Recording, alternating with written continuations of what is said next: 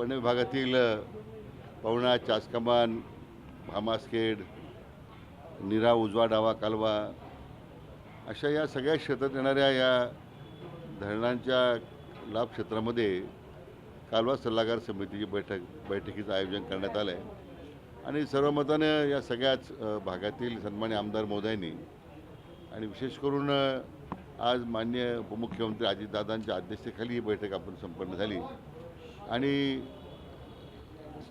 एकूण पाण्याच्या उपलब्धतेबद्दल बऱ्याच काही सन्मान्य आमदार महोदयांचे आक्षेप होते ते आता ते दूर झालेले आहेत आणि विषय फक्त एकच मुद्दा जो गंभीर आहे तो आपल्या नीरा डावा उजव्या कालव्या संदर्भातला तो सुद्धा त्याची आता संदिग्ध दूर केलेली आहे.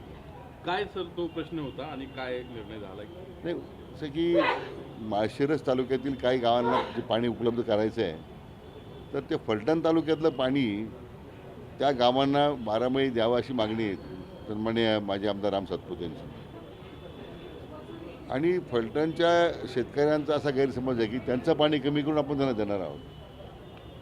मला यामध्ये आमचे रामराजे निंबाळकर साहेब असतील, आमचे माजी खासदार रणजितसिंह निंबाळकर साहेब असतील, दोघांचा आग्रह होता की आमचं फलटणच्या शेतकऱ्यांचं पाणी कमी होणार नाही आणि आता त्यांना मी आश्वासित केलेलं आहे की तुमचं पाणी आम्ही कमी करणार नाही. जे काही पाणी आम्हाला उपलब्ध करायचं आहे ते आम्ही अन्य मार्गाने उपलब्ध करू. त्यामुळे फलटण तालुक्यातल्या शेतकऱ्यावर अन्याय होणार नाही असं त्यांना मी आता आश्वासित केलेलं आहे. पण आम्ही देऊ असं की त्यांना आता 8 महिने पाणी देतोच आपण, आणखीन त्यांना 12 महिने पाणी उपलब्ध करून द्यायचा प्रश्न आहे तो आम्ही ते उपलब्ध करून देणार आहोत. काय म्हणणे त्याची आता टेक्निकली आम्ही त्या अधिकारी त्या दृष्टीने आता कार्यवाही करतात. मला वाटतं एक पुढच्या आठवड्यात परत मी एक बैठक बोलवलेली आहे, मग अंतिम निर्णय त्याच्यामध्ये घेऊ आपण.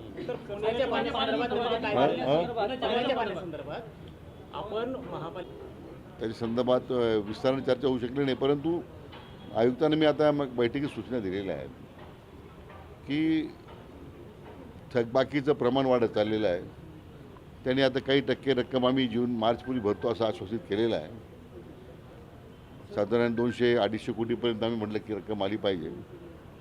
पण थकबाकीचं रक्कम मुद्दा महत्त्वाचा आहेच आहे, परंतु आज 11 TMC पाण्याची मंजुरी असताना आज 22-23 TMC पाणी वापरलं जातं पुणे महापालिकेच्या क्षेत्रामध्ये.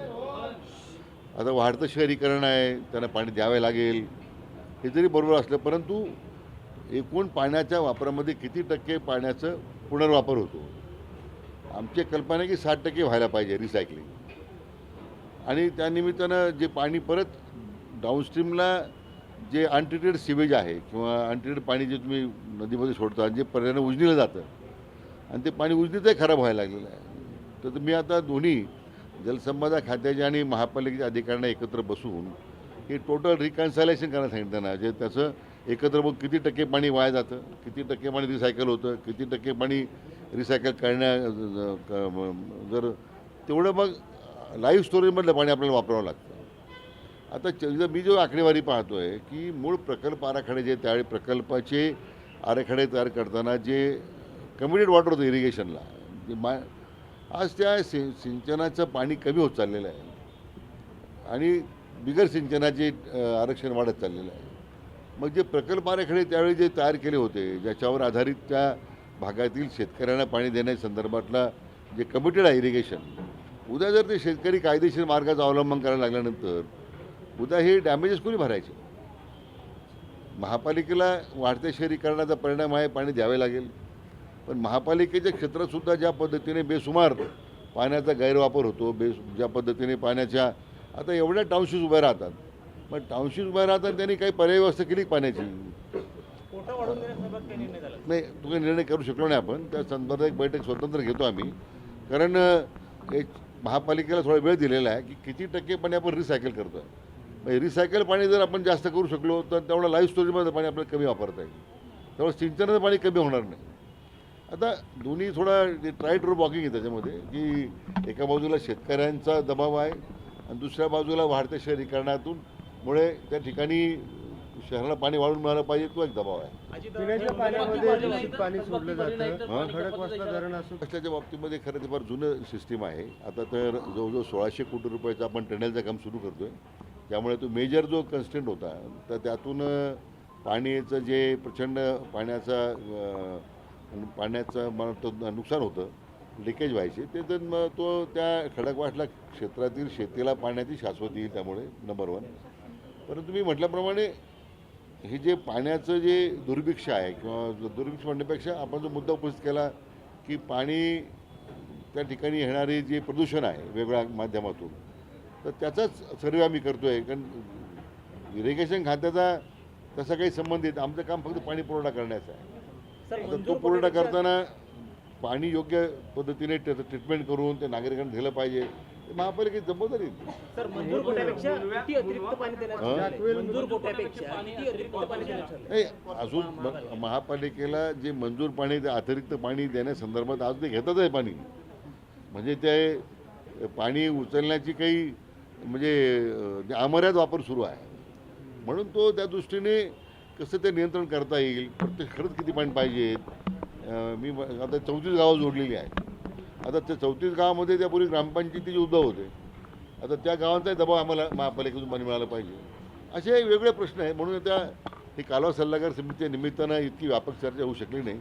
मी पुढच्या आठवड्यामध्ये माननीय उपमुख्यमंत्री महोदयांच्या उपस्थितीमध्ये या सगळ्या महापालिकेचे स्टेक होल्डर जे आहेत, आमचे आमदार महोदय आहेत आणि आमचे जलसंपदा अधिकारी एकत्र बसून या संदर्भात निश्चित आपल्याला काही अकाउंटेबिलिटी निश्चित करावं लागेल. बेसुमार पाण्याचा वापर करून बिगर सिंचन आरक्षण वाढवणं हे फार काळ मला वाटतं निघणार पाणी कपात वगैरे आता काही निर्णय असा काही झाला आहे की होणार आहे? नाही, कपात असं काही निर्णय झाला नाही. सर, पहिला डावा उजवा कालवा जो आहे ना, त्याचा प्रश्न तुम्ही त्याच्यावरती बोललात, पण ऍक्च्युली माळशिरस आणि फलटणचं जे पाणी आहे त्याबाबत नेमकं काय? आता माळशिरसला तुम्ही 24 तास म्हणजे 12 महिने पाणी देण्याचा निर्णय घेतलाय, पण आता फलटणच्या आमदार आणि खासदार म्हणतात की फलटणचं पण एक थेंब पाणी कमी होणार नाही. मग हाच तोडगा कसा काढणार? त्याला मी पर्याय शोधलेले आहेत, म्हणून त्याचा अंतिम निर्णय मी अधिकाऱ्यांशी बोलून पुढच्या आठवड्यात आम्ही तो निर्णय करू. पण फलटणकरांचं पाणी कमी होणार नाही हे मात्र आम्ही आश्वासित केलेलं पण माळशिरसला पण मिळेल. Yes. Thank you sir. Jackwell. 6 TMC पाणी महापालिका देते. जलसंपदा तेवढं गेल्या 6 वर्षात उचलत नाही. हे जर त्यांनी आणखी 1-2 टीएमसी उचललं तरी खडकवासल्याचं प्रेशर कमी होईल. हे तेवढं नाही, सूचना मी तपासून घेतो, कारण असं आहे की बरंच पाणी वाहून गेलेलं आहे, त्यामुळं मला त्याचा अभ्यास तर मी आढावा घेतो त्याचा. थँक्यू. आभारी आहे. थँक्यू.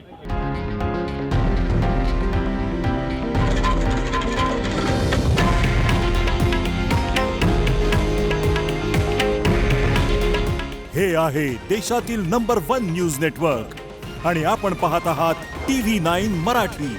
काळजी तुमची, हित महाराष्ट्राचं.